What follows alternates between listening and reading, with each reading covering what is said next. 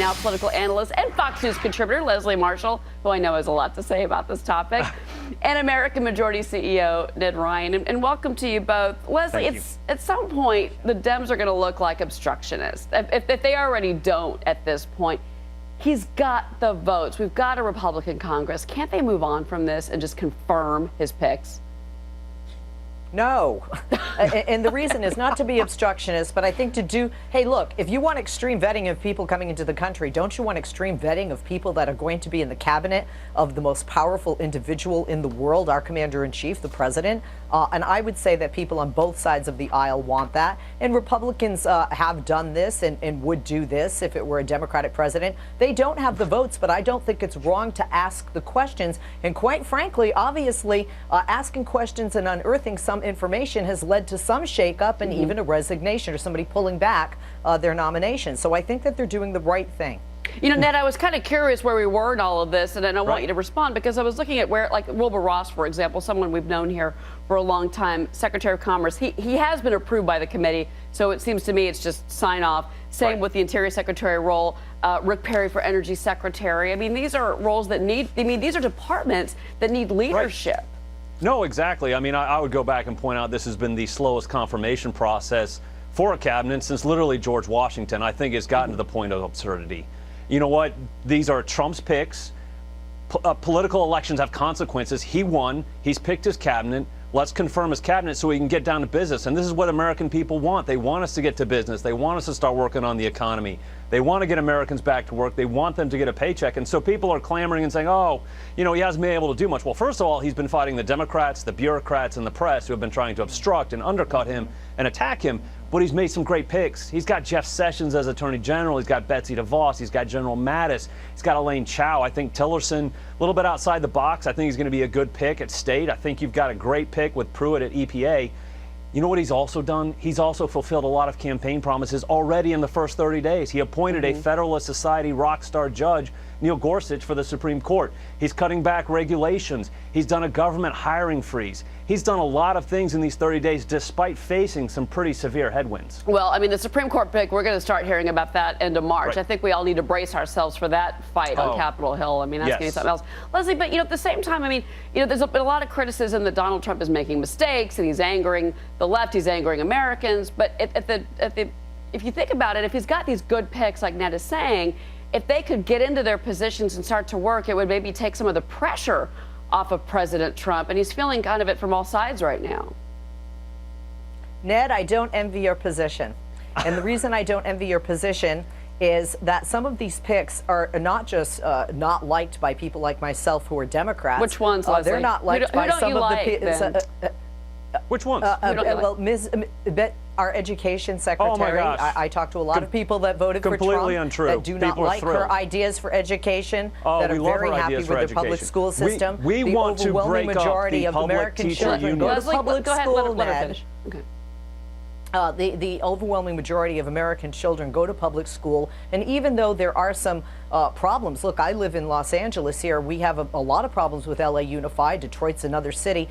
Those are exceptions, not the rule. The majority of public school systems in the United States, the children are thriving, the parents are happy with the system, the education they're receiving, and the teachers who have those little minds in the future in their hands. And that just would be one example of an individual. But with regard to what he's done, the problem here is that we need a leader, in my opinion, who leads by example. Be outright lying, giving false information, saying that the media is the enemy when we have ISIS in the past 24 hours that has attacked and killed individuals overseas. This man needs to take this job seriously, stop golfing, is taking it seriously. Stop having a Southern White House, and do the job that the American people elected him to do. You're talking about his trip to Mar-a-Lago and the cost with that in particular has been controversial. But I want to bring there's something happening today, and we haven't heard from President Trump on this particular issue, but we've got all these Not My President protests that are taking place across the country right now. You've got them in Philadelphia, D.C., here in New York, I'm assuming the West Coast. They're saying that Donald Trump is not their president. But Leslie, he won the election. He won the election. And you've got, in particular here in New York, traffic snarled up again. And it's like, is it time for us to move on? Is it time for us to kind of come together and stop with the protests? He's in for 4 years. Well, I guess it depends on what you believe. A lot of us don't think he will be able to withstand the 4 years, but that's a whole other topic conversation. But there's a First Amendment right, and whether it was Hillary Clinton, and if Hillary were elected, we would see protests like this. We saw protests like this for a while after Barack Obama was elected, and we've seen this happen throughout the United States. It's within anyone's constitutional right via the First Amendment to have this opinion and to protest. As a Democrat, though, I say, and I've written about this as well, the protests aren't going to be enough, and the Democrats need to take a page from the Tea Party and put forward candidates and show up to vote to really make change. And looking at these protests and the size and the duration that's continued since the election and the inauguration, I think we might see Democrats come out and vote in the midterms for a change. Leslie, I'm actually going to shock you and say I completely agree with you on this front, that if the protests do not translate into political victories, all they're doing is I want more of these protests. I hope they protest all the way through until the 2018 elections and don't focus on organizing. I mean, the thing that's funny about all of this right now is you've got these protests that are taking place that basically are on the level of temper tantrums. Listen, elections have results. Trump won, they lost. And I think it's hard for some of this younger generation on the left to understand this, and their safe spaces and their participatory awards where everybody's a winner, to actually understand there's actually losers in life. They need to get out of their parents' basements, go get a job, go into the real life and understand if we want to change this, protests fundamentally change nothing until they actually bring about political results. So they've got to go figure out if they're going to really make something happen, what are they going to do in 2018? And right now, I'm not seeing it. Ned, Leslie, I think we can all agree. I got to ask. Real quick, I got 10 seconds. Can I just ask him? Over 5 million women throughout the world and men marched at the Women's March. You think they all are unemployed and losers living in their basements? No, but I think the point, which I kind of agree, especially with the millennial generation, we've seen a lot of them out there, Leslie, is that everybody gets a ribbon and that's how they were raised. Exactly. And that's not reality. But that's a different conversation. That's the younger generation. All right. Leslie, Ned, thanks guys so much. We'll see you back in just a little bit. Appreciate it. Thank you. Thank you. Well, President Trump's tough talk. The Congress is stumbling. Republicans in the Congress, we're all tied up in knots. The House is talking about a tax plan that won't get 10 votes in the Senate. So it's just not the administration that's got problems. Republicans in the House and the Senate have problems, and hopefully we'll get our act together. Senator Lindsey Graham is warning that the House GOP tax plan is in trouble as a growing number of senators balk at the border tax proposal. If the senator's right, it will be a major blow to Speaker Paul Ryan's plan to get tax cuts done by this August. I want to bring back in political analyst and Fox News contributor Leslie Marshall and Ed Ryan, CEO of American Majority. And guys, before we get going, really quick, I want to let our viewers know we just got another tweet from Donald Trump. We haven't heard from him since this morning. Meeting with generals at Mar-a-Lago in Florida, very interesting. So we just got a tweet from the president.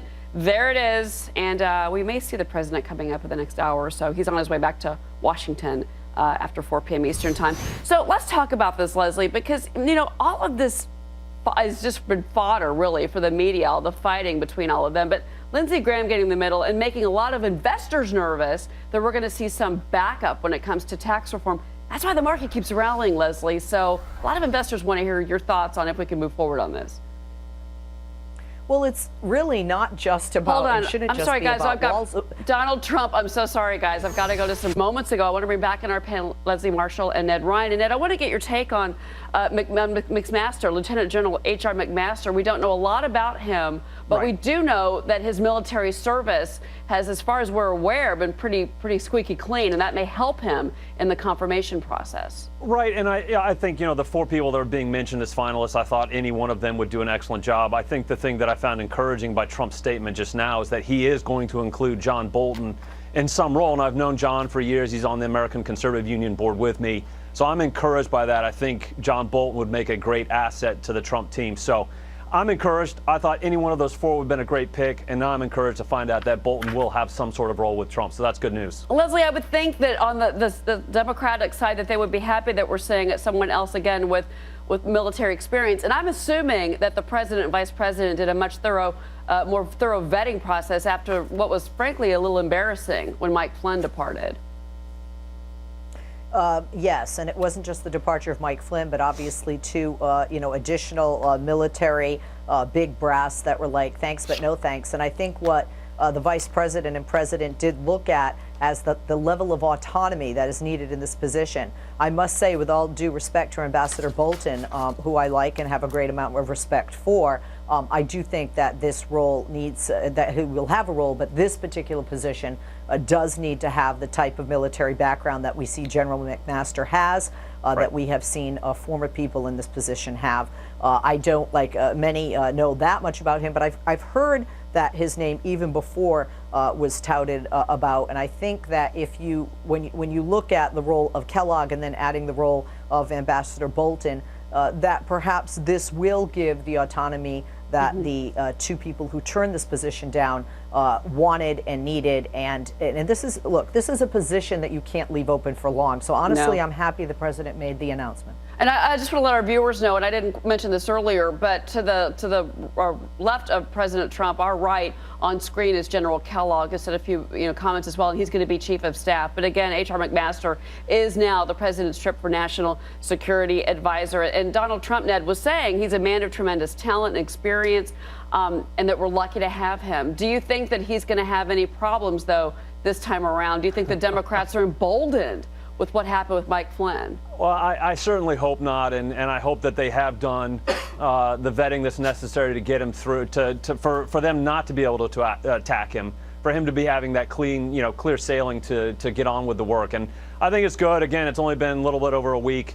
Move on. Let's get this going. Again, but I want to go back to the fact that he solved this problem. Let's get him, his other cabinet members of his cabinet, and let's keep moving forward. So this is all good, and this is the reality of how an administration works. People come, people go, and Trump needs to just keep moving forward, understand there's going to be distractions. Some people are not going to make the cut. That's fine. Move on, get somebody else in that position, and keep pushing ahead, because guess what? I mean, with everything that's taking place on the Hill with taxes, potential tax reform, Obamacare repeal, he's going to have to start focusing on really pushing those members, Republican members on the Hill, to get things done by this August. And if they don't get something done, remember, 2018 ballot box might not be too terribly generous to Republicans if they don't make something positive happen. The clock is ticking. My clock is ticking, and my show is over, guys. Thank you very much.